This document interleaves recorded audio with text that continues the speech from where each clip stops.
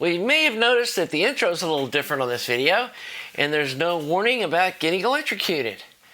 Well, that's because on this project, you can't get electrocuted. We're building some speakers. And this is a cool little set of, let me get the name of these.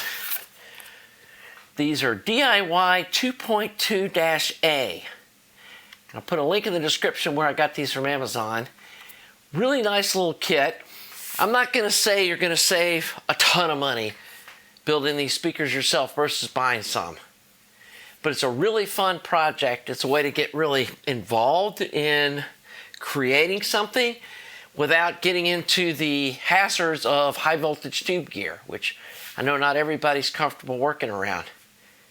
There's no voltage, especially until you hook the speaker cables up to them. So this is a safe project to work on even with your kids if you wanted to. Comes with crossover that you got to build yourself, which we'll get into. Comes with a flat pack, they call it, with bevel cut MDF that you glue up. And there's several different ways of going into that. But you are going to need at least like 4 of these clamps and maybe 4 clamps like these. So not a ton of equipment needed. The other thing you're probably going to need is some tape and some glue. So not a whole lot of supplies to have to buy for a project like this. Let me show you what the drivers look like. It comes with a pair of soft dome tweeters like this, and they have a metal can on the back like that to seal them so the woofer doesn't have any impact on these. And these are a ported speaker with a fairly big driver on the, or woofer on the bottom. Let me get that out. So here's the box they come in.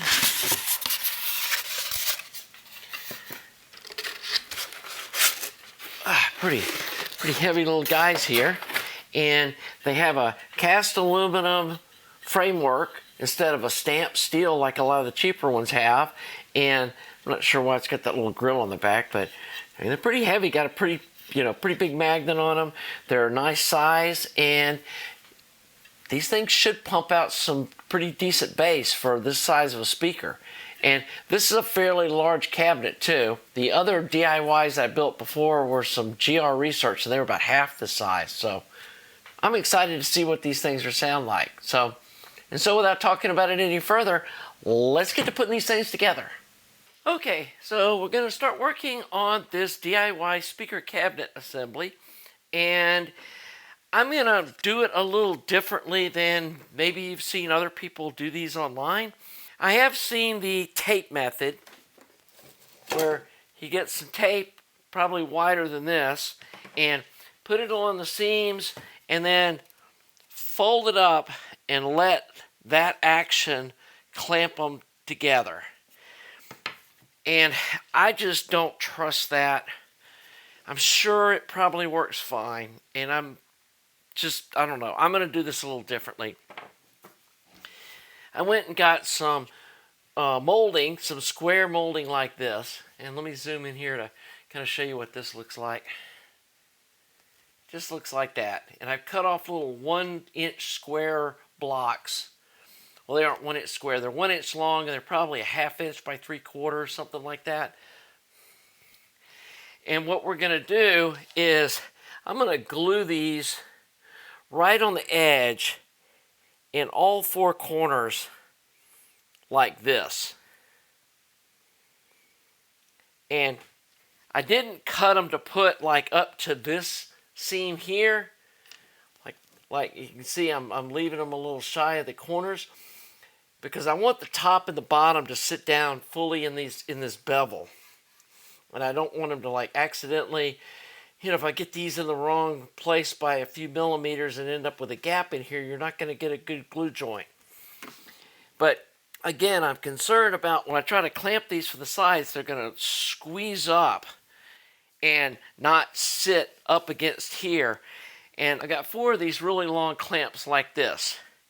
And I'm planning on putting 2 of them like side to side, and then the other 2 going vertically to push down to really clamp this 45 tight when it's gluing. And to me, the hardest part of this is going to be getting the first 3 pieces put in. The thing that is going to help too is it comes with this divider like this that sits in this groove. And my other plan on this is to, after these little blocks dry, I'm going to put glue in here and on here and put this in and get the end of this like super even with these edges, because I can see it fits perfect there. And maybe even like use these to kind of test, well, it's going to go like this. Use these to kind of test fit to make sure that this thing is centered, and then clamp it down like this in this direction. Clamp it down and let this dry. So then I'm going to have these 4 blocks in the corners, and then I'm going to have this center divider thing all glued to this piece to start with. Then I can come back with these 2 pieces and glue them in like this, and then like I said, I can put clamps going this direction, and then 2 more clamps going vertically on each side in the middle to kind of push them down to really get some good pressure on this joint, because clamp pressure is what makes this kind of glue work. And to hold these little guys in place, I just got some of these little spring clamps, and then they could just come in from the sides like this and hold those little blocks in place while they're drying like that. So I'm going to go ahead and get these 4 glued in, let them set up, and then I'll show you the setup for clamping this part when I get ready to do that. And we may even use the tape method on these 2 side pieces while we're test fitting this, so they pull up and I know they're even. And then we'll let this piece dry, and I'm going to get this, what do they call it, mildew paper, or I don't know what that is. Get a single edge razor blade. I'm going to clean all this off so the glue's really, sticking to this MDF. And then I think once I get both these sides on, this is going to go real smoothly. I want to show you another thing too, and this is kind of an optional thing. Here's the woofer low frequency driver, and these things look really nice. I mean, look at the magnet on that thing. So anyway, if you look at this, again, let me zoom in here so you can see this a little better. See how this is just a 90-degree edge? I'm going to roll this over with a router, probably pretty far out. I haven't decided, what width, and I'll show you this after I route it off. But I want to route that off, and let me show you why. When you get the driver installed, and again, let me zoom in again. It's a pretty thin gap there for the air pressure off the back of this woofer to come out. And this is a ported cabinet. If it wasn't a ported cabinet, I probably wouldn't worry so much about it. But I think coming in here and routing this and rounding this off is going to give the airflow a lot better off the back side of the woofer. And so, again, when I get done routing all this off, I'll show you how that is. And if you don't have a router, it's probably not the end of the world. You probably could come in here with just some really coarse sandpaper and roll this over some, or get a wood rasp. It doesn't have to be pretty because it's on the inside of the speaker cabinet. So I definitely would get a half round rasp or something and round that sharp edge off before you assemble the cabinet, because it's going to be hard to do afterwards. So let me get my little wood blocks here glued down, and then we'll come back and I'll show you clamping that center divider in place. Okay, so our glue's been drying overnight, and here's where we put the center divider in place. We made sure that these sides are right here on the edges of these bevels, right? So that we know that when these side pieces come in, they can go right up against here. And then we have our little wood blocks that we've put in the corners like this. They're going to help keep the wood from sliding up this bevel when we clamp it. So now we can take the clamps off the side here, like this. And step one of the gluing is done. So probably going to come back and get a rag and wipe this off real good. And then here are the, let me move these clamps out of the way for now. Clean off our little work area here a little bit. And the other thing I want to do is round off the rough edges or the sharp edge on this baffle, that, or not the baffle, but the brace in the center, because the base is going to be going through here. Probably isn't going to make any difference, but I just think it'll look nicer too, even though it's on the inside and nobody will see it, but I don't know it's there. Using this half round file. The other bonus to that is when I glued this in, I added like a gusset of glue and then filed on this some and let the stuff from the MDF, the dust, go down in the glue, and it just kind of gives it a little more reinforcement there.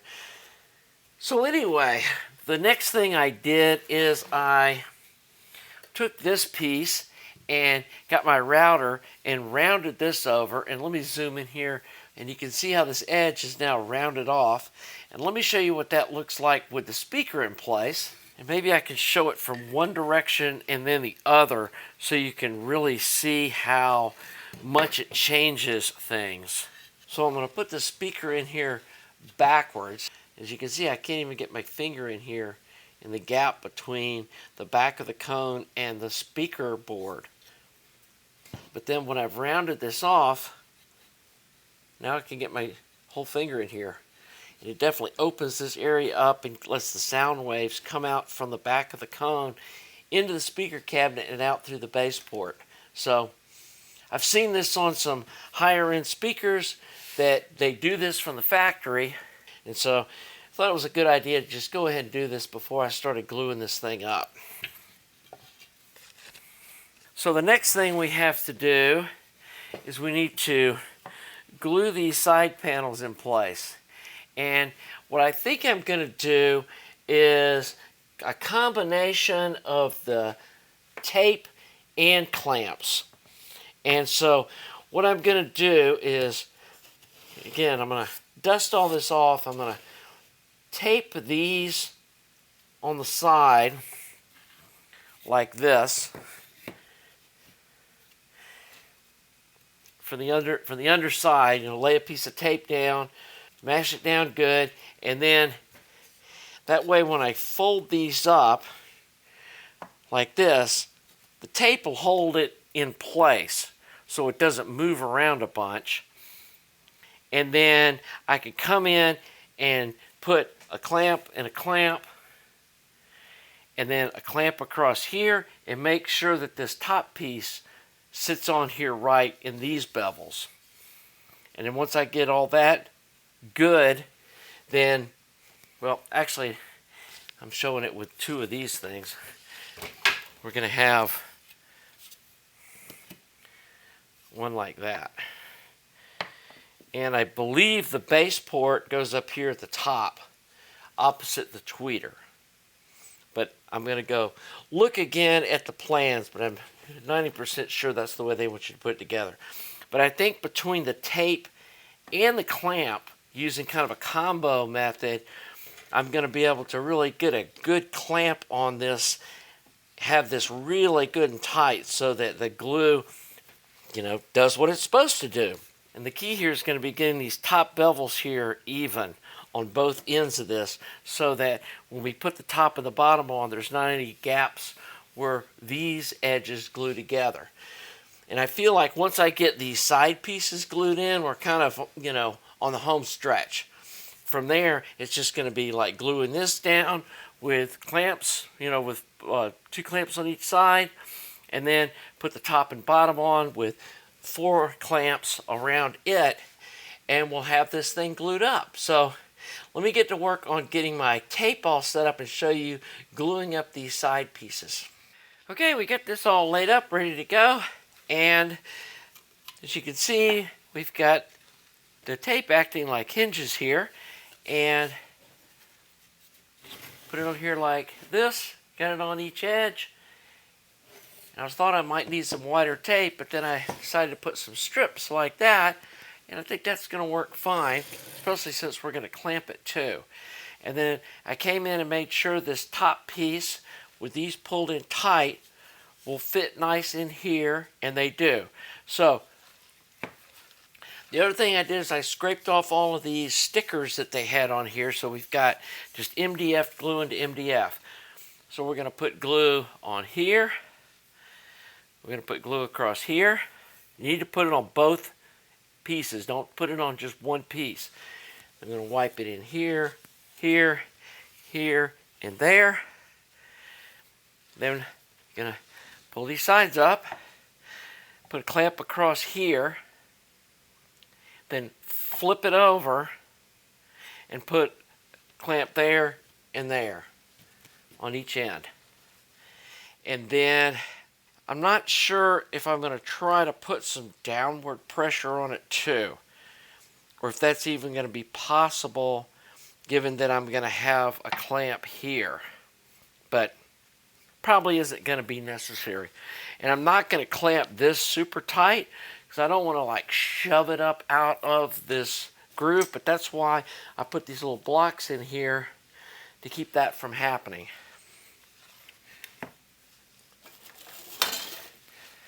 And given that I plan on rounding off all the outside edges anyway, if the outside joints don't come out perfect, it's not going to be really an issue.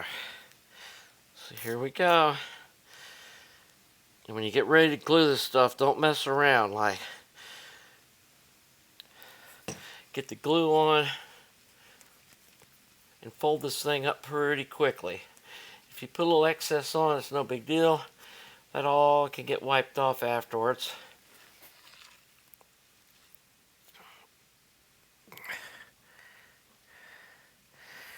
And there's probably as many different kinds of wood glue out there as there is anything else. So I've just been using this Elmer's woodworking glue and had good luck with it. So I'm sticking with that.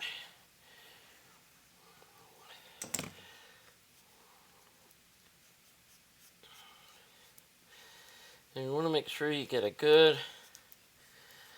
coating on here. Make sure you don't have any like hardened blobs of glue in there that might have squirted out of the glue bottle. And some people use a brush. I think that's what the pro woodworking guys do. But we're just gonna use my finger here, smear this around, get a nice. Make sure you get it on the faces of these little wood blocks too. They're not going to act as kind of the little corner braces, and we put a little blob there and there for those.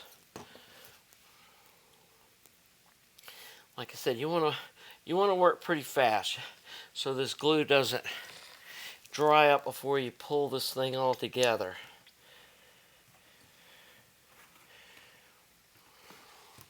And it's all going to squirt out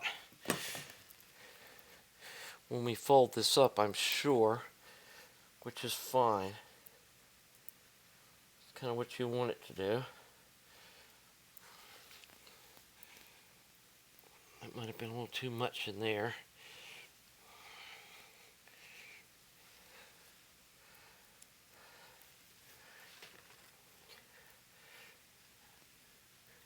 Maybe not quite enough on that. This MDF really soaks up glue, which is one reason it glues so well, is that the bond goes deep inside the pores of the MDF. And I think we're good to go here. And here we go.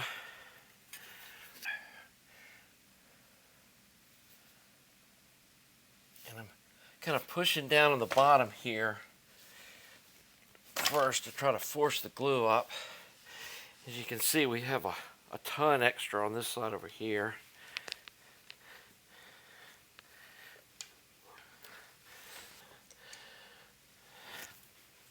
Now we want to come in with our first clamp, put it across here.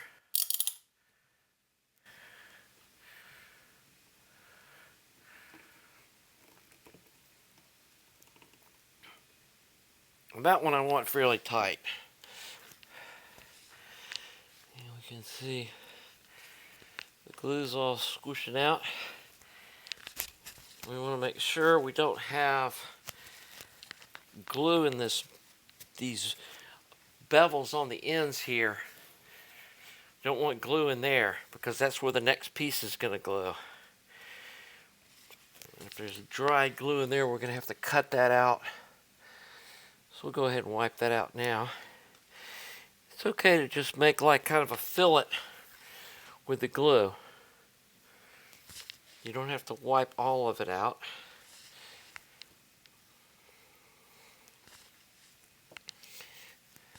And honestly, you could probably just let that tape do its job on the bottom parts.